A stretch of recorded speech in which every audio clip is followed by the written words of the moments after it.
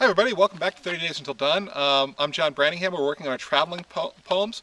Now we're doing the breaking in your shoes poem, and I don't mean that literally. You don't have to talk about breaking your shoes, but that sort of thing, those sorts of necessary steps that you have to take before you leave. I'm breaking in new boots right now. Well, not this moment. But just recently, I bought new boots that I'm going to be hiking in, my new hiking boots, and you want to make sure that they're good and ready before you go out on the trail. Otherwise, you've got sores as you're hiking. So what is it that you had to do? What sort of necessary steps did you have to do before traveling? Now, if I'm going to go on a trip in which I'm giving poetry readings, I have to gather together my poems and figure out. I've got to figure out who my crowd is before I get there, before I've ever met them, and what kind of image I want to portray about myself. Do I want to do my funny ones? Do I want to do my depressing as hell ones? Do I want to do? You never want to do middle emotion ones. That doesn't work in a poetry reading. Or what's other types of trips? Oh, traveling to college. What sort of things do you need to second guess? What do you have to figure out before you go off and get into a college? You got to figure out how you're going to study, what sort of materials you're going to need while you're there, etc., etc., etc. And usually you've got somebody there to help you figure that out, somebody who's been to college before.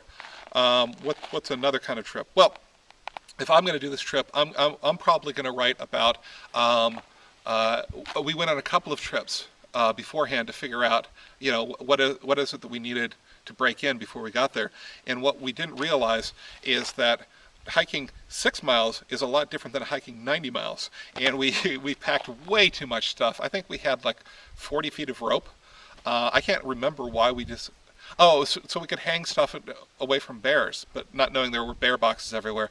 And also that you need like 7 feet of twine, not 40 feet of rope to do that. But it was, we carried a hammer. I don't know why we carried a hammer. Or was it a hatchet? Yeah, it was a hatchet, because we were going to get to the end of the day and chop up wood as though there's not broken sticks lying around everywhere. But that was funny, and we ended up carrying way too much. In fact, we had so much by the time we got there that we had like enough food for 5 people, and we met somebody who had been walking the John Muir Trail and he hadn't eaten for a long time, and so he ate like, I don't know, 12 candy bars and 3 full meals or something, and we still had extra left over. We just kept handing him food and shit. Curse word. But that's what I'd write about. All right.